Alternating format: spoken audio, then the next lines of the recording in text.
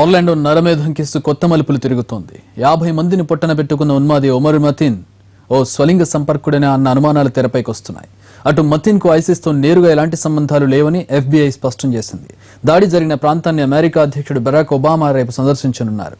బాధిత కుటుంబ సభ్యులకు సంఘీభావం తెలపనున్నారు.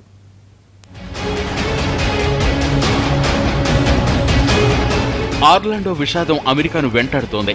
ఆ భయం నుంచి ప్రజలు ఇంకా బయటపడలేకపోతున్నారు. అటు మతిన్ ఉన్నట్టుండి ఒక్కసారిగా ఎందుకు ఉన్మాదిగా మారిపోయాడు అన్న కోణంలో ఆరా తీస్తున్న దర్యాప్తు అధికారులు రోజుకు కొత్త విషయాన్ని వెలుగులోకి తెస్తున్నారు. స్వలింగ సంపర్కులపై ఉన్న వ్యతిరేకతతోనే అతడు ఇదంతా చేశాడని మతిన్ తండ్రి చెప్పినా అది నిజం కాదనే అనుమానాలు పెరుగుతున్నాయి. అసలు ఒమర్ మతిన్ కూడా స్వలింగ సంపర్కుడేనని 2006లో అతన్ని ఓ పోలీస్ అకాడమీ ఇంటర్వ్యూకు తీసుకువెళ్లిన మరో గే చెప్పాడు. మతిన్ తనతో సంబంధాన్ని కోరుకున్నాడని వెల్లడించాడు. దీంతో పోలీసులు ఇంకాస్త లోతుగా దర్యాప్తు చేస్తున్నారు. మతిన్ ప్రొఫైల్పై దృష్టి పెట్టారు.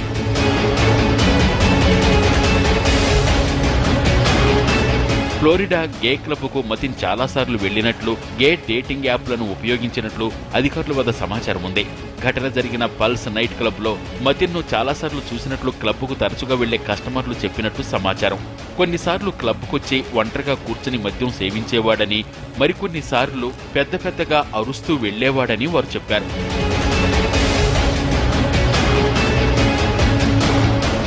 ఒమర్ మతిన్ కు ఐసిస్ తో నేరుగా సంబంధాలు లేవని FBI స్పష్టం చేసింది. అటు అమెరికా అధ్యక్షుడు బరాక్ ఒబామా కూడా ఇదే విషయం వెల్లడించాడు.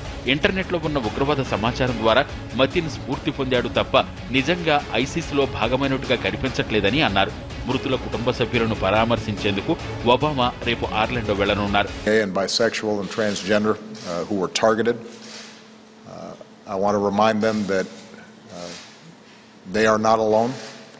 The American people and our allies and friends all over the world stand with you and are thinking about you and are praying for you.